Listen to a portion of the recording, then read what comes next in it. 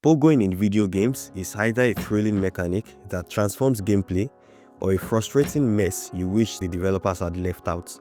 I've played games where the Pogo mechanic felt nearly impossible to pull off consistently, and I've also played games that successfully turned Pogoing into a skillful, satisfying ability that shapes gameplay in meaningful ways, while others also manage to make it simplistic or sometimes even overpowered or even a game-breaking mechanic.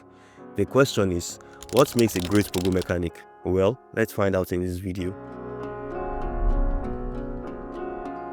In this video, I will provide a very short recap of how video games have implemented the mechanic now widely known as Pogoing in the past. I will break down 3 modern video games that offer different or sometimes slightly different takes on Pogoing, diving into the details that sets each one of them apart to uncover what makes them work. One of the 3 games we'll discuss popularized and truly nails down how Pogo mechanic should work. Guess which game it is? Before we break down what makes Pogoing great, let's first define what it actually is. In the context of video games, it's a mechanic where the player jumps, performs a deliberate downward action mid-air, and bounces off enemies or objects to gain height or momentum, while optionally dealing damage to the enemies they bounce on. Did you get that? The important word here is deliberate action. Pogoing as a mechanic in video games has been around for decades. In DuckTales, it was a core combat mechanic essential for game progression. Shovel Knight refines the idea into an optional combat skill where players use the shovel to bounce on enemies. Zelda 2 turns it into an acquired combat ability. On the other hand, Commander Kane gives you an actual pogo stick for combat and traversal around the level. But we are not here to talk about the history of pogoing in video games, so let's move on. Let's get something straight. Not every video games where the player can bounce on enemies or objects has a pogo mechanic.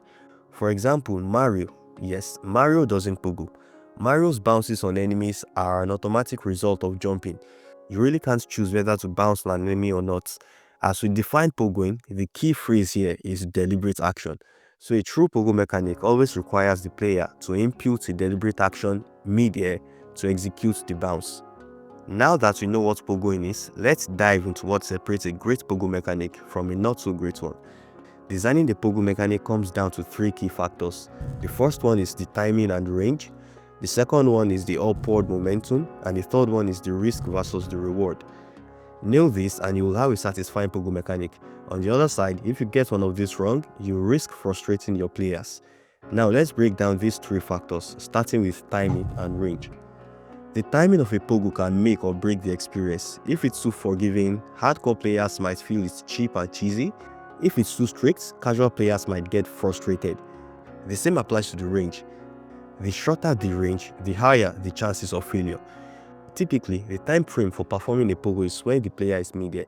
Most games don't usually allow players to perform a pogo while on ground. Depending on how high the player can jump and the strength of the applied gravity, this time frame can vary drastically from game to game.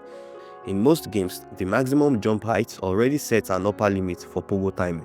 To further differentiate their pogo mechanic, games can tweak the timing and the range, how long the pogo window lasts after initiating the action, and what the range of the pogo hitbox is.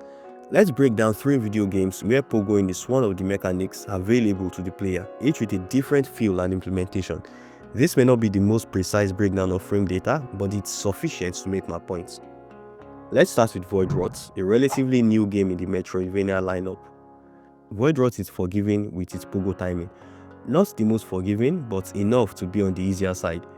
In Voidwrought, the pogo animation of the Advent, which is the main character of Voidwrought, takes about 0.26 seconds from start to finish, and the pogo slash effects last about 0.36 seconds.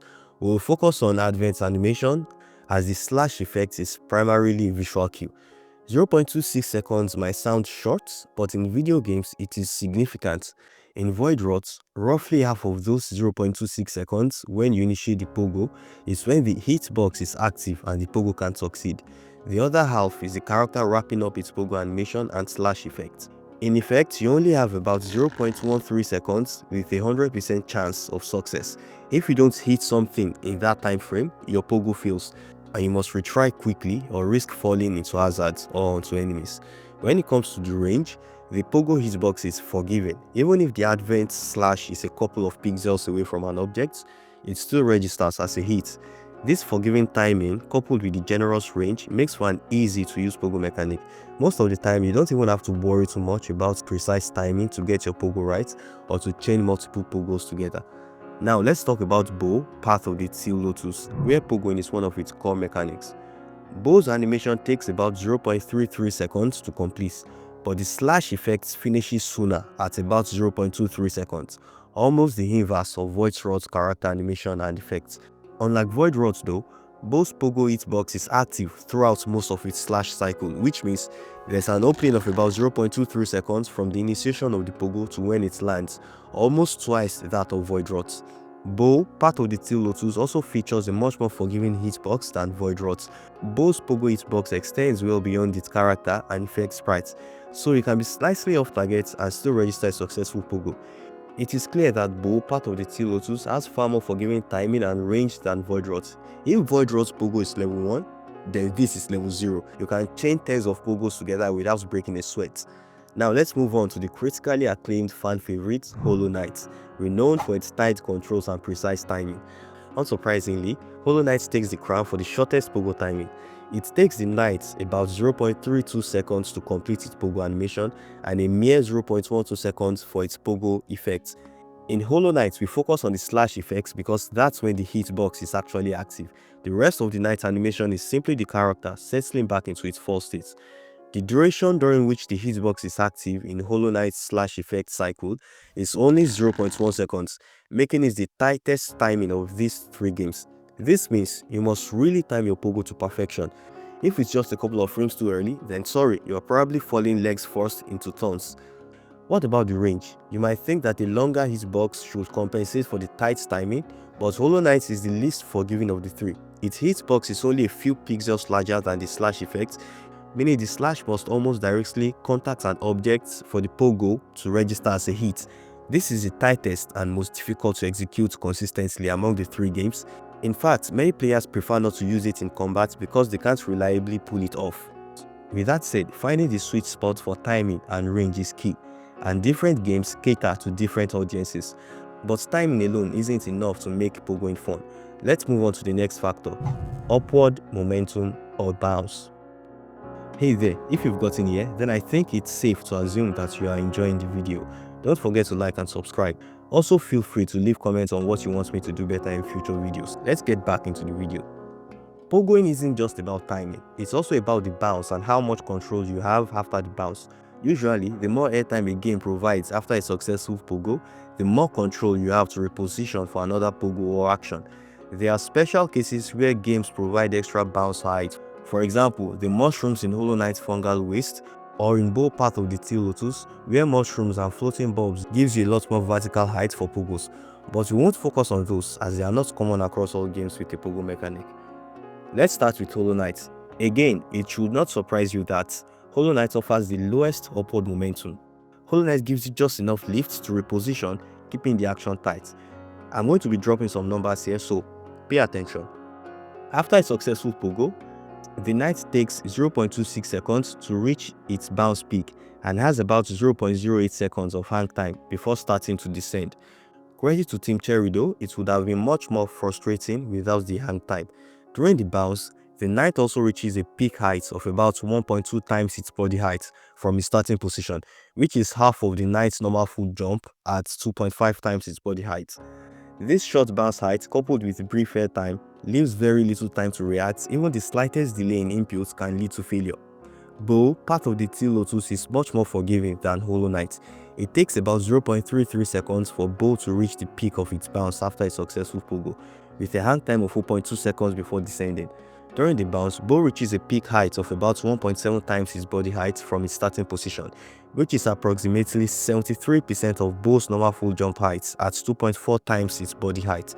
This is considerably more generous than Hollow Knight, whose bounce is just 50% of its full jump height. It is clear that Bow, part of the Teal Lotus, is much easier than Hollow Knight. The game gives players every advantage needed to consistently land their Pogos. Voidwrought, on the other hand, blends elements from both Hollow Knight and Bow, part of the Teal Lotus. The time it takes to reach the bounce peak is similar to Hollow Knight, while the peak height is similar to Bow, part of the Teal Lotus. It takes about 0.26 seconds for the Advent to reach the peak of its bounce after a successful Pogo, with a hang time of 0.13 seconds before descending. During the bounce, the advent reaches a peak height of just 1.14 times its body height from its starting position, which is about 71% of its normal jump height of 1.6 times its body height. It's comparable to both part of the Teal Lotus, but quite different from Hollow Knight, whose bounce is 50% of its full jump height.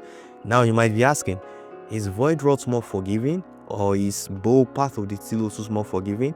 That's difficult to answer because there are many factors at play. However, being in between does not really help Voidwrought. It has a fast bounce, short hand time, and a high peak height, which places it in a very weird spot where the jump feels floaty and not well thought out. Interestingly, this combination of parameters still make the Pogo in Voidwrought very easy to execute consistently. Now that we know the risks associated with timing, range, and bounce, one important question remains when designing your Pogo mechanic. Why should player use Pogo? It doesn't matter if the mechanic is easy for casual players or tight and precise for hardcore players. If there are no incentives for using the Pogo mechanic, most players will simply ignore it. Unfortunately, the first two factors we discussed greatly influence this. If Pogoing is so difficult that there is a high chance of failure and taking damage, most players will avoid using it unless it's absolutely necessary. The most common incentive offered by games is to refresh the player's movement abilities.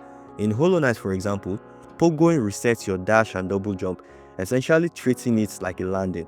This encourages players to master the mechanic for extended mobility. Both part of the Teal Lotus and Voidwrought follows similar principles, adding even more depth to Pogoing by making it a useful tool in exploration, allowing access to high areas that would otherwise be unreachable with a normal jump.